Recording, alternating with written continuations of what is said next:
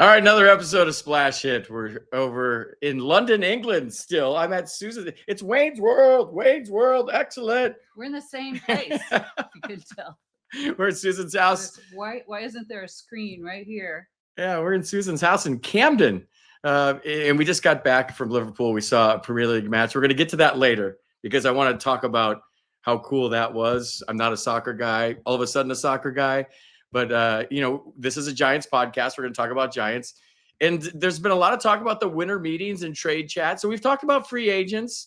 We covered a lot of British baseball stuff last time. But I think, the winter meetings are super interesting. A lot of action tends to happen at the winter meetings. So we're going to touch on that to begin with. And, Susan, the Giants have made it clear they're not going to commit long-term to a pitcher. I still have my doubts about that because I would never want to play my hands if I was a front office. I would keep it close to the vest and maybe lead somebody down a different road and then do the okey doke and sign a guy. That's how I would do it. I wouldn't put it out in the media.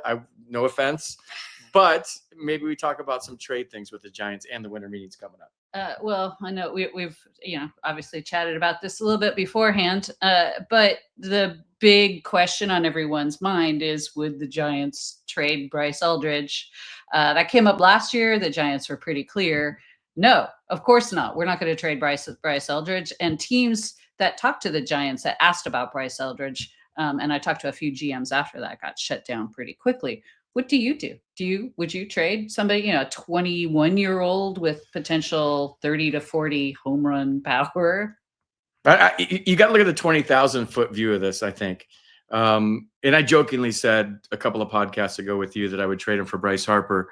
But when you think about Tony Vitello as his manager and how Tony develops young guys, and, the ceiling, I think, is even greater with the relatability with a young manager who's coached college kids, and that's in essence what Bryce Eldridge is, a college kid. That said, I think anybody's on the table. If you get the right package that you want from a different team, and obviously with Bryce Eldridge, and you're going to name some names here coming up because we talked about this, if it was a big name, I would have to think about it a little bit, even though he might be the future at first base. I'd have to think about it if it was somebody that could help us win right away. Now, it would have to be somebody that's controllable in the long term. You're not just renting a player for Bryce. Did I just say your answer? That's a key. Nope, you did not say my answer. I got more. Go. It does have to be, I know we've talked a little bit about Bryce Harper, a Bryce for Bryce trade. Woo. To me, it can't be somebody sort of later in his career. I mean, Bryce Harper has plenty left in him. Don't get me wrong. But you need more than that. He's not going to go for, some of the guys that we've also mentioned before, like a Freddie Peralta. You'd have to get more than that. You'd have to get, or a Joe Ryan and maybe a Byron Buxton. That's the sort of you'd have to get two guys, somebody with time remaining on a decent contract that the Giants are willing to pay, obviously at a position of need, or a young guy with a very good contract, or it would have to be somebody like a Skubal or a Skeens. Every once in a while you see those names thrown out there. I'm like, why would they do that? I mean, I saw some outlets said 10% chance that they'll trade Skubal. That's a 90% chance or not. These are names that are very unlikely to be available. Sure, I would trade a Bryce Eldridge and a few other guys to get a Skubal or a Skeens, but I just don't see that happening. So I don't know if Eldridge is a guy who will go, simply because I don't see the big names with a long-term type deals available. It doesn't mean that's not possible, but I think that there are going to be lots of guys that the Giants could probably look at otherwise. But I know MLB Trade Rumors was running kind of a poll on would the Giants, which I think is interesting. I think everybody's going to be talking about this in the next week, because teams are so interested in Bryce Eldridge. But if teams are interested in Bryce Eldridge, doesn't that tell you maybe hang on to him? Yeah, I don't know. We talked about this on the train back from Liverpool. This is my least favorite thing to talk about as a broadcaster, as a player, because these are real lives we're talking about. These are guys getting traded, going to different places. And I know it's what you talk about in the winter. And I know the Giants fans, just reading on our comments and on social media, were really upset about the Japanese pitcher's name who I got to learn how to say yet. Am I? Thank you. And maybe they're out on him. I still don't think I'll react at the end of the off season when it's time to react. But I just hate sit here and playing GM and scenarios. And I know it's what people want to talk about in the off season, but it's just my least favorite thing to talk about. But with Bryce Eldridge, you have a piece that could be a future all-star and maybe a future MVP at age 24, 25. And then you're talking about, a cornerstone of your franchise for a long, long time. And when you have a young manager that you can marry to this kid for a long amount of time, and you're thinking Tony Vitello is going to be around, that's why they hired a young manager. That would be a hard one for me to sign off on. That would take a lot of, to like say, yeah, let's do that deal. But if it makes sense to you and it helps you compete with the Dodgers, and more importantly, makes you a better team for a long time, not just a small window, I guess it's something you think about. But the hot stove talk, I know that's what we do. It's literally, how much I hate this. Okay, well, you do hate this, but it's fun, and I know it's what you Giants fans like to talk about this time of year. What else are we going to talk about?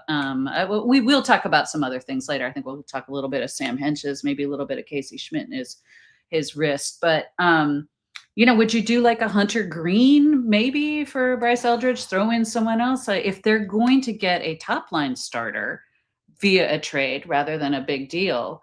They might have to trade somebody like Bryce. It's kind of the next guy down who's a prospect that's probably tradable is someone like Carson Whisenhunt, which a nice player, really nice player. I mean, absolutely love that curveball. Love it. I mean, a changeup.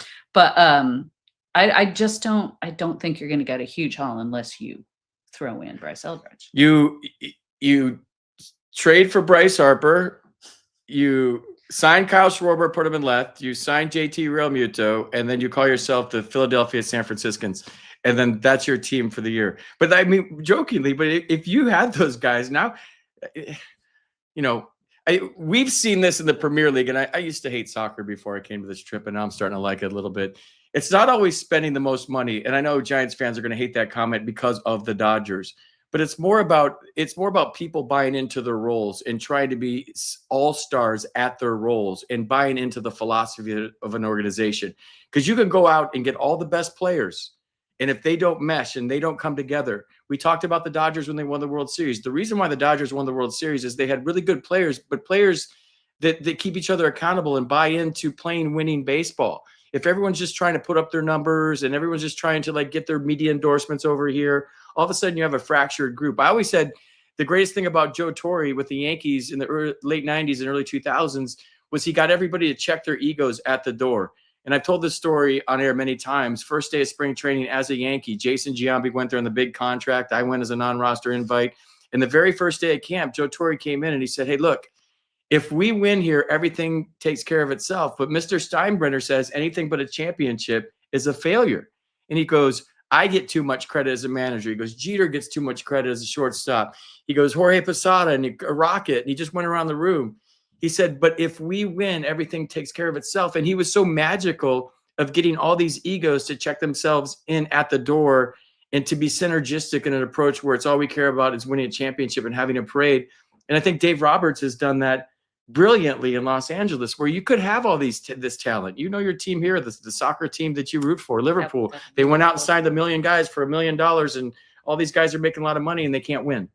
So while as Giants fans, we want them to go out and do all these sexy deals and sign all these big, to me, it's more about a team that comes together and buys into what we're doing here. And then you buy into your assigned role and try to be an all-star in that role, whether you're a bench guy, whether you're a frontline player, whether you're a relief pitcher, whether you're a starting pitcher, you buy into your role and you're going to do your role the best you can, and everybody checks their egos at the door. Where were we? We're talking about free agents, the winter meetings. No, I was going to disagree with you about the Dodgers because you were like, oh, it's the winning attitude and stuff. It's a lot of money. They've got Shohei Ohtani. They've got unlimited resources. And to me, one of the main reasons that they win is they've got the best depth too. They don't just spend just on 4 or 5 big long-term contracts like some teams do. They're spending on all the role players too. And that's where the buy-in is, the role guys too. They've got, and they know they're really good at picking and choosing those guys. And the buy-in from those guys is great, but the talent level and the depth, holy cow. Well, that's where I think the Giants need to improve. We're looking at all the sexy names, but 7, 8, and 9 have to be tough outs for the Giants this year. They can't be automatic outs. And there was a long period throughout the season when you got past 6, 7, 8, and 9, there was just some non-competitive at-bats down there, if I'm being honest.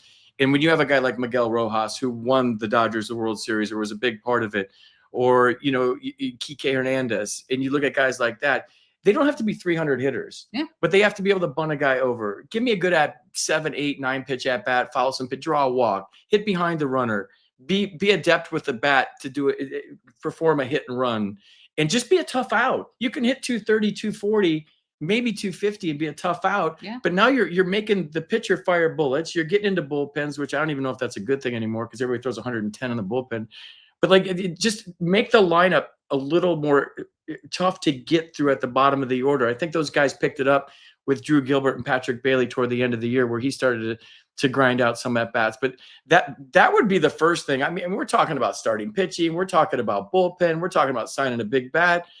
The guys that win you games over 6 months, and obviously I'm biased to this, are the scrappy guys at the bottom of the lineup. The bench guys, the guys bench that guys. Made like Well, couple position depth. You gotta have depth. I just, since we're talking about trades today, mostly trades, I think that's doable. So who do you go after via trades who are guys that could just help? I think the biggest emphasis, and I keep saying this, is the offense. In past years, I've mentioned in the paper a lot, Luis Robert, he's still available. I'm not quite sure why he's still out there. We've talked a little bit about Rutschman at different times. I think he's somebody that could help them. There's certainly some starting pitchers available potentially via trades. Again, I'm going to go back to get names I mentioned last year because I think there's still possibilities like Luis Castillo, Luis Severino. I mean, he's got to have a bounce back year for me. And you think the A's aren't going to trade him.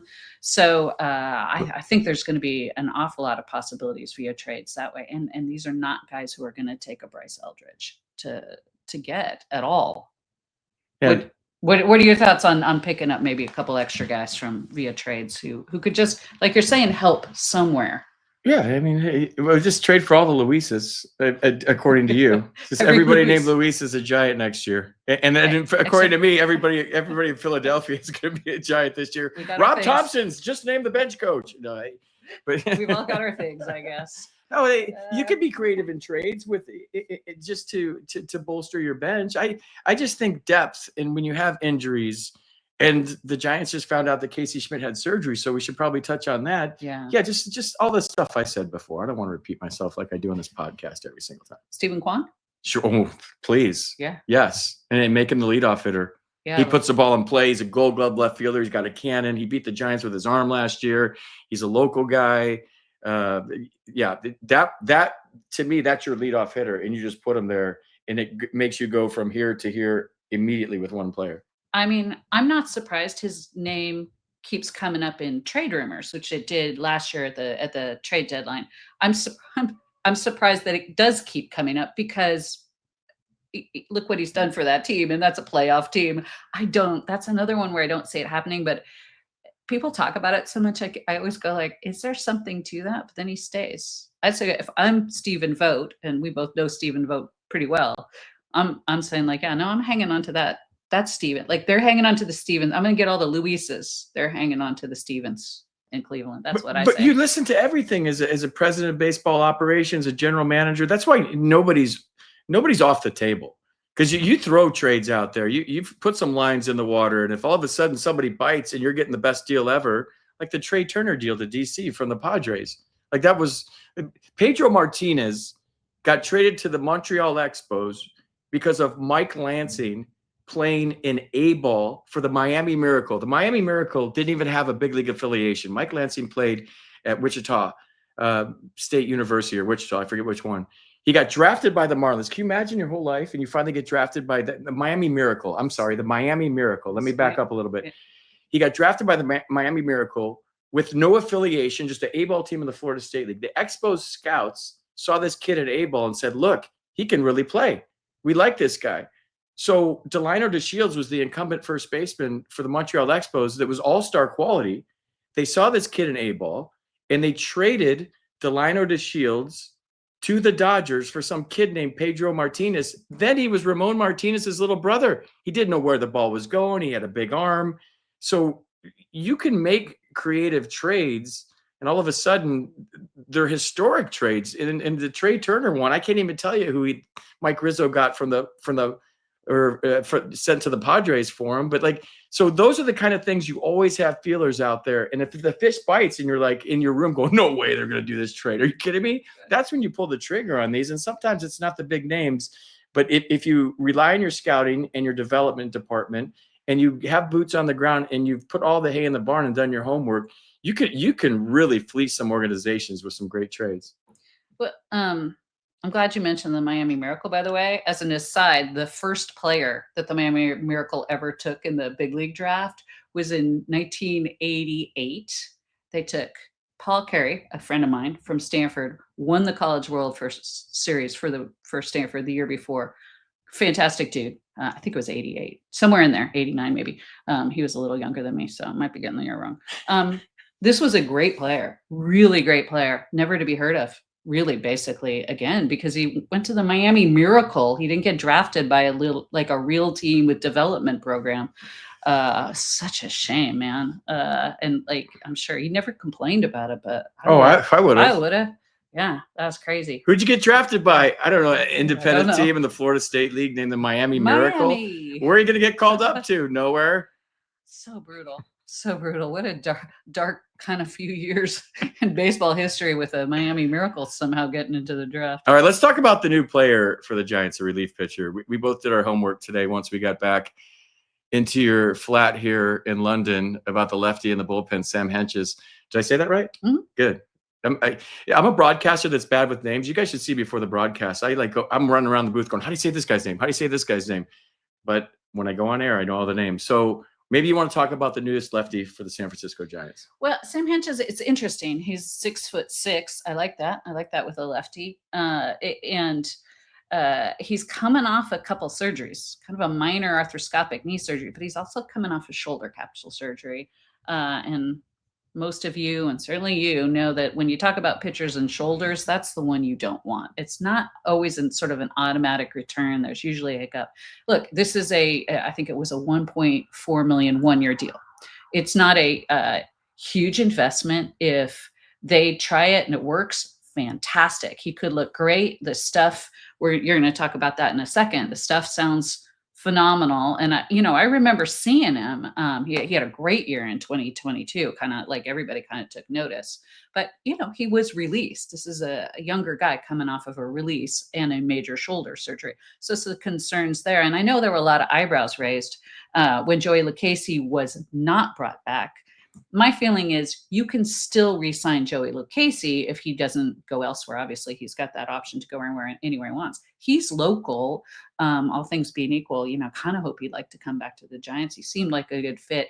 He did really kind of lose some steam in August and September. Not really surprising considering the workload in the middle of the season. And his July was about as good a July for a left-handed reliever as I've seen in a long time. He didn't give up a run, 11 appearances. He was nails. He really, look, it was a disappointing year for the Giants, but he really did his part. He more than pulled his weight for me. So I'd love to see Joey Lucchesi back somehow anyway. But clearly the Giants were kind of looking at Sam Hentges as a guy like, this is a high potential reward, very low risk guy for them, which I like. What have you thought of the stuff? Well, just watching on video today and recently when they signed him, 6'6", really downhill lefty, and fastball's 95, 96 if he's healthy. You got to say that. And it sounds like he's going to be. They wouldn't have taken this chance, but a $1.4 million chance is a smart chance in my book. But it's the slider. It's tight. It's late. It's high 80s. Nasty 12-6 hammer to go with it. Swagger on the mound. You guys go check him out right now. He looks like Tristan Beck's left-handed twin brother. Like they're dead on. I was like, wait, is this Tristan Beck throwing left-handed? But did I get the images reversed here? Yeah, but the stuff plays, man. This guy's filthy. So if he's healthy and he's the guy that I just watched in Arizona and Cleveland, I think the Giants got a steal here. And those are the kind of sneaky moves that go under the radar where I know the Giants fans want the big sexy moves, right? So we get all excited. But hey, I'm still reserving my opinion to the end of the off season when they're in camp and they're in Scottsdale, and we'll see what the body of work is here before we lose our minds with a rumor we hear here or there. But this guy's good. Joey Lucchesi, I could talk about him all night. Great kid. Loved him in the clubhouse. Got to know him this year. Wonderful guy. He's got the curve, right? The changeup that breaks like a curve. Love the curve. And he wasn't scared, man. He came in the bullpen. He was pumping strikes. I always thought of him when he was a starter for the Padres as kind of a thummery guy, and with the elbows and kneecaps and all this going on, that he was more deception. But his stuff played out of the bullpen, man. 95 miles an hour. And when you talk to a lot of those guys toward the end of the year, Susan hit it right on the head. They were all just gassed. The whole bullpen. And my idea about bullpens, and I'm talking to a lot of relievers this winter about how do you assemble a good bullpen. It's you piece it together and try to pile wins in April and May. If you're going pedal to the metal and you're using your bullpen all night in April and May and June, check out ERAs of bullpens at the All-Star break and then after the All-Star break. The managers that go full throttle early in the season to try to stockpile wins with their A guys and use them a lot, those guys fall off in the second half. So if you piece it together, ham and egg it in the first half of the season, and then you find yourself right there at the All-Star break, now you can kind of rev up your bullpen and have a healthy bullpen at the end, or just at the trade deadline, go out and just get some pieces for your bullpen. But Joey Lucchesi, I think, just found his way with the San Francisco Giants. I know he got non-tendered, but as you know and I know, that doesn't mean he can't sign back with the Giants. I love the guy personally. I love what he did for the Giants, and I hope they find some way to get him back. Well, this is we have not talked a lot about the bullpen, I feel like, and since we've been doing this show, and I feel like that's, this was not a mystery last year. They were so good early on that the bullpen really, when the Giants were at their best, it was because the bullpen was so good. But then they go into a funk, the whole team, and you traded Tyler Rogers, very good deal, by the way, excellent return. You traded Camilo Doval, also pretty good return. Of course, the rest of the bullpen, the workload then you lose Randy Rodriguez. Are you kidding me? So I don't know. That leads to my next question. Do they need to either trade for or sign a closer, or do they have the personnel right now, do you think? I covered the A's for a long time. I'm sorry. I feel like apologies for always mentioning that, but Billy Beane was kind of the mind for a long time. Like anybody could be a closer. You throw a decent reliever in there that can do that. I'm not sure that's necessarily the case. And I think that some of the A's closers during that time probably showed that too. But also, if you've got a guy with, kind of that nails mentality and decent stuff, maybe you don't have to go out and find somebody or trade for somebody. Yeah, I think we all found out firsthand that anybody can't be a closer this year. And I think Giants fans know what I'm talking about. It takes a different mentality to get the last 3 outs of a ball game. You have to have a short memory if something goes wrong the night before. You have to have the screw it mentality, and today's a new day. And then you have to love that role. You have to cherish it. You have to be a badass, for lack of a better word, mentally, more than the stuff. Mentally, I got this. We're shaking hands in 3 outs. And it's not about we're shaking hands in 3 outs, because if you worry about that, it's pitch by pitch, man. I gotta execute this pitch. I gotta execute this pitch. If you get into the mentality of, if I get 3 outs, we're shaking hands, or if I get 3 outs, we win the World Series, you're going to get away from what you need to do successful. And that takes a special mentality. Yeah. That's why Brian Wilson, man, that guy of all the closers I can think of, Rob Nen I played with was a badass. But Brian Wilson, man, he had a screw loose in a great way where he would load the bases and get us all nervous and then find a way to punch 3 guys out because he didn't care. And if he blew a save, he's back out there with the swagger and the cockiness. To me, it's more, stuff plays. And if your closer throws 100 with a wipeout slider, great. But if your closer throws 100 with a wipeout slider and he's not mentally tough, then you're in trouble. But if you get the combination of those two, and he's just a little bit cuckoo out there, like I want my closer to be a psychopath. I really do. And maybe that's old school. But to me, it's more about the makeup, the mentality. Yeah, you got to have stuff. But yeah, I would love for him to get an Edwin Diaz or somebody at the back end that's just a little bit kooky and a little bit nuts and keeps us all. Maybe wouldn't it be just cool to have a closer that it was just boring and we just yawned? I love like that. Tyler Rogers came in and it was just like, 3 outs. Like, but in the 9th inning, and he's out there. Yeah, but I don't look at Tyler Rogers as a closer. No offense, Tyler. Like I like power guys that miss bats late. because if you don't miss bats, weird stuff can happen. So I do want the guy who's with the stuff I'm saying, but I also want the guy that's a badass too. I will say this about Camilo Doval.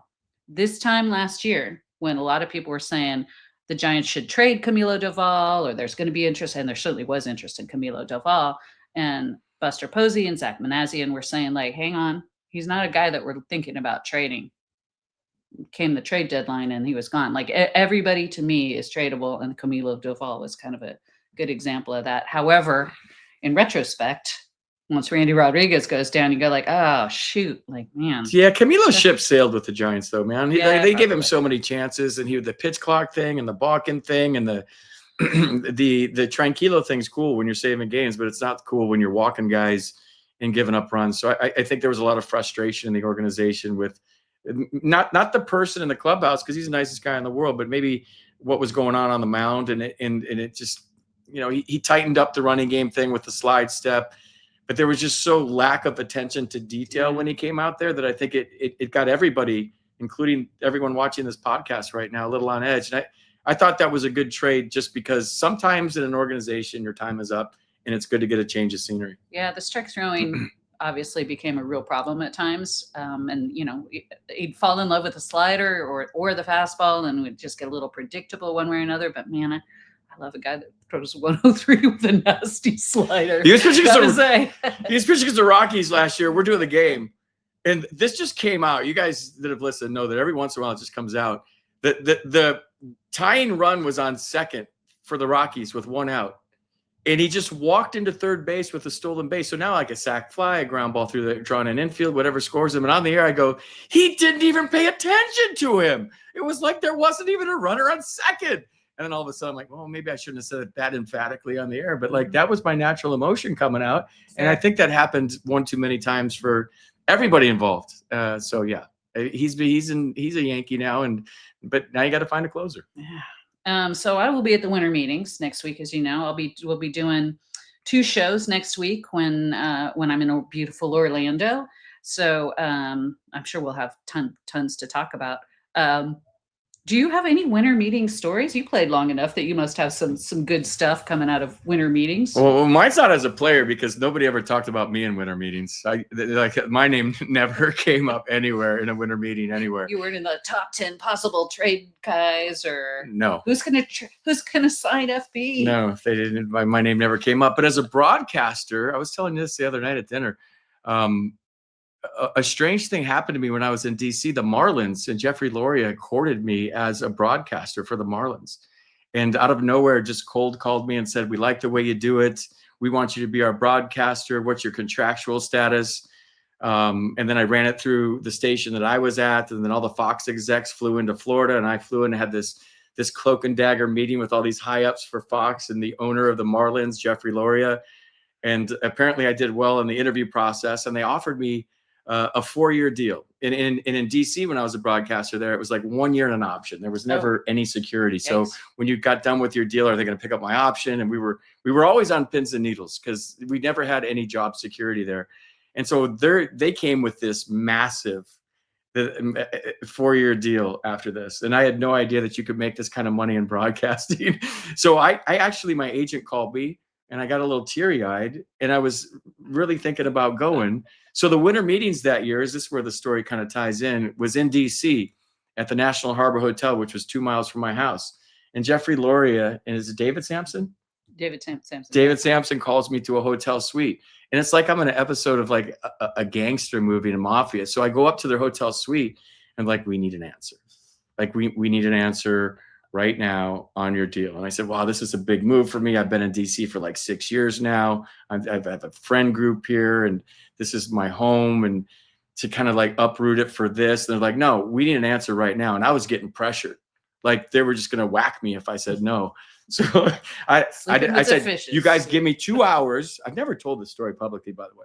I said, you guys, not that anybody gives a crap. You guys give me 2 hours and I will decide. So I went back, talked to my family, talked to all the most important people in my life. It was life-changing money, like double what I was making there, but with stability. And we decided that in the long haul, based on the stability of both organizations and where I was, that what I couldn't make up my mind. The Nationals made up my mind for me. They said I couldn't go. No. So that was that, and it all worked out. Ended up being part of a World Series there, but yeah. Well, that's some drama. The station said I could go. The team said I couldn't go. They had just lost Bryce Harper, and there was a publicity hit for losing Bryce Harper. And believe it or not, they wanted to keep me, which I don't know.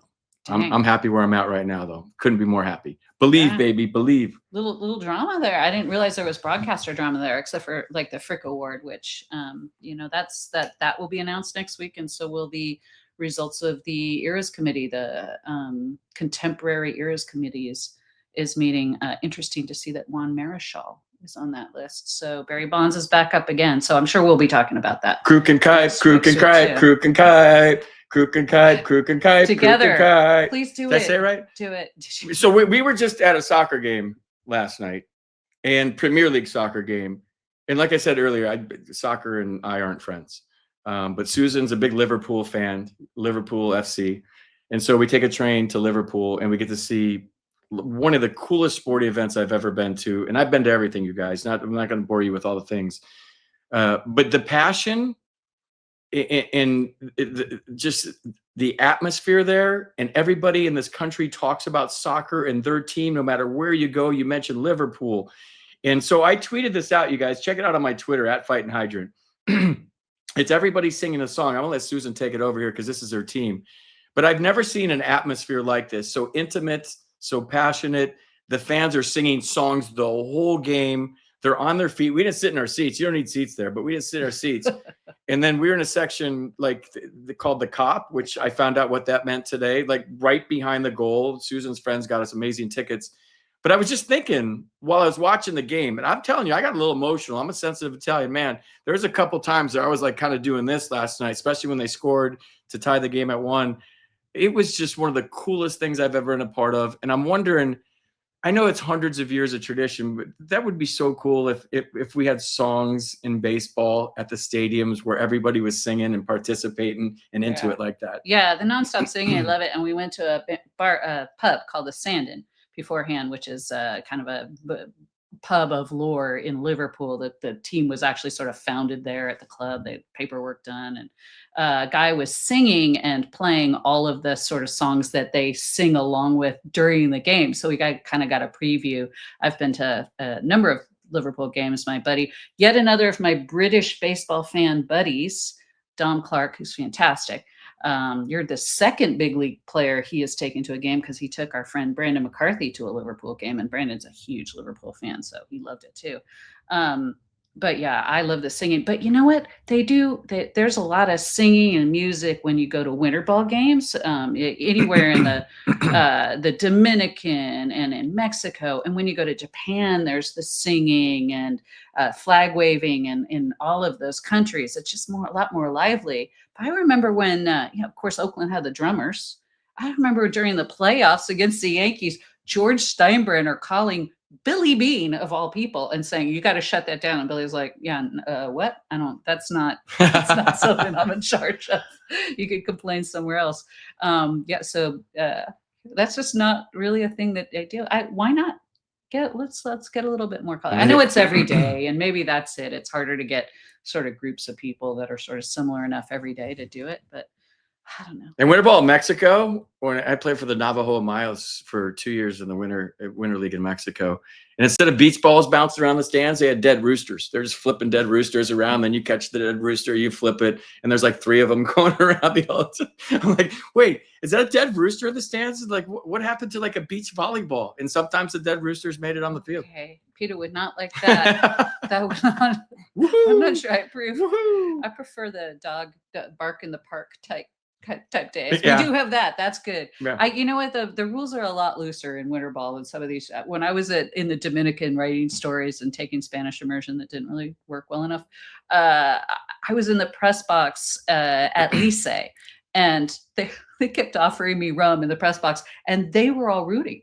All the reporters, they were at the Licey and camera. I think it was probably Aguilas, and they were like arguing, yelling in the press box. No way. And drinking rum. And I thought, my Spanish is not good enough for me to drink rum. And And I'm certainly not. I did not have a rooting interest in those. Yeah, one in thing those you couldn't games, have so. was cats in the park. That would not work because they'd just be everywhere. And then some guy would come to the gate with his 17 cats, and you'd be like, "Are you a serial killer, bro? Why do you have 17 cats?" So yeah, I don't think cats in the park would ever work very Right. well. But dogs in the park, there's a cat right there. It's a great cat. But you couldn't bring like all your cats to the park You know, because I've you had have to wrangle 4 them. cats at one time. You have to so- wrangle them. They would be on the field. They'd be chasing mice. Not that I don't like cats. It would just be tough to have cats in the park. On that note, we should probably wrap this thing up. We're at the 36-minute mark. We're supposed to keep it right around 30 because I'm ADD, you're ADD, we're all ADD. But thanks for listening today. I'm going back to San Francisco tomorrow, which is probably when you guys are going to see this. Susan's going back on Saturday, so we'll be back in the States. To Orlando. Oh, yeah, she's going to the winter meetings. Yeah, I heard that during the podcast somewhere. I'm going to no meetings at my house, and I just ready to get home. We've had a great time here in London together. I can't thank you enough for being the greatest host in history ever and taking me to the Liverpool game and taking me to the West Ham game the other day. It's been a soccer trip. There's been a few pints involved. I've seen all the sights. Christmas in London, you guys, there is nothing like it. So we will see you guys soon back in the States. Thanks for watching. Subscribe. Go onto the YouTube and subscribe to us, you guys. Go onto YouTube, Splash Hit Territory. Just find it. We need to get a lot of followers. You guys are doing a great job so far. At Splash Hit Territory on X, at Splash Hit Territory on Instagram. Give us a follow. Give us a like. Subscribe. We love you guys. We'll see you soon. And like I say on the way out every single time, swing hard in case you hit it.